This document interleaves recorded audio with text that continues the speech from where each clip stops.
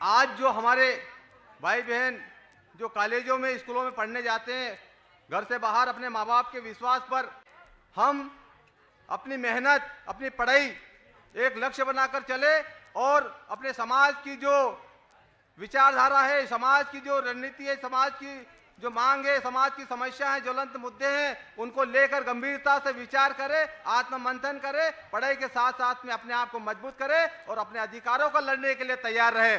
साथ ही चूंकि मैं एक कोटवाल समुदाय से हूं और मैं आज 33वें आदिवासी राष्ट्रीय एकता महासम्मेलन में बोलने का मौका मिला है। साथियों, मैं वैसे तो कोटवाल समुदाय से हूं, लेकिन चूंकि मेरे पूर्व वक्ताओं ने भी इस कोटवाल समाज के बारे में अच्छे से एक ऐतिहासिक जानकारी बताई है, चूंकि मैं भी और मेरा समाज भी आदिवासी ही है और आदिवासी का वंशज है, परंतु कहीं न कहीं शासन के द्वारा हमको उपेक्षित किया गया है। और हम, चूंकि आप सभी जानते हैं, मुझे कहने की आवश्यकता नहीं है, हम प्रत्येक गांव और पहाड़ी क्षेत्रों में रहते हैं, हम लोग भी खेती बाड़ी करते हैं, हमारी जो वेशभूषा है आप ही की तरह है, हमारी जो संस्कृति है, परंपरा है, रीति रिवाज है, चाहे त्योहार हो, शादी ब्याह हो, चाहे जन्म हो, मरण हो, और जितने भी त्योहार है सभी आप और हमारे में कोई अंतर नहीं है, फिर भी हम शासन की उपेक्षा का शिकार है। इसलिए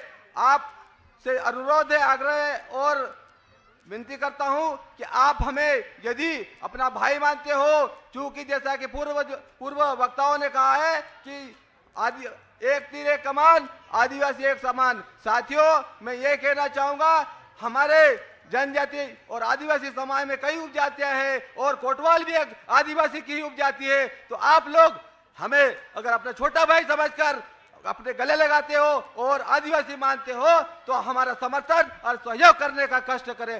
साथ ही मैं यह भी कहना चाहूंगा कि हम तन मन धन से आदिवासी समाज की परंपरा और रीति रिवाज को मानते हैं और सहयोग देते हैं, और आज भी हम पूरे मध्य प्रदेश में कोटवाल समाज संगठन बना हुआ है। हमारे समाज की ओर से, कोटवाल समाज की ओर से 25 से 30 गाड़ियां लेकर हम यहां पर उपस्थित हुए हैं। और मैं ये कहना चाहूंगा कि आप संपूर्ण आदिवासी उपजाति के बीच में हमारा कोटवाल समुदाय भी यहां पर मौजूद है। क्या आप बता सकते हैं क्या हम अलग है? अगर आदिवासी समुदाय से अलग है तो आप हमें बताने का कष्ट करें। यहाँ पर बुरा मानने की जरूरत नहीं है, फिर भी मैं आप सभी का छोटा भाई हूँ, मुझे क्षमा करें, और परंतु मेरी जो समस्या है समाज की, उसको सहयोग और समर्थन देने की कष्ट करें। मैं छोटा सा उदाहरण देना चाहूंगा कि मैं एक हमारे क्षेत्र के विधायक महोदय से एक अनुशंसा के लिए गया था कि हम भी आदिवासी हैं और हमें आदिवासी बनने के लिए सरकार से हमें मांग करना है, तो महोदय आप हमें अनुशंसा प्रमाण पत्र प्रदान करने का कष्ट करें। तो एक विधायक महोदय ने हमें कहा था कि आप आदिवासी नहीं हो, आपके मकान अलग है, आप दूर रहते हो, समाज से दूर रहते हैं।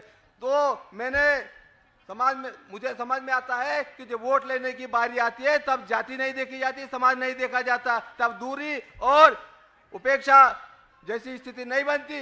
लेकिन जब समाज की बात आती है और गले लगाने की बात आती है, भाईचारा और एकता की बात आती है, तो हमें धुतकारा जाता है। लेकिन साथियों, आप सभी को मैं विश्वास दिलाता हूं कि मैं पूरा आप ही के सहयोग और समर्थन से आदिवासी का तन मन धन से सहयोग देकर मैं एक आदिवासी होने का संकल्प लेता हूं और आदिवासी नारे के साथ मैं अपनी वाणी को विराम देता हूं। आदिवासी एकता, आदिवासी एकता, आमू वाका, जिंदाबाद। जोहार।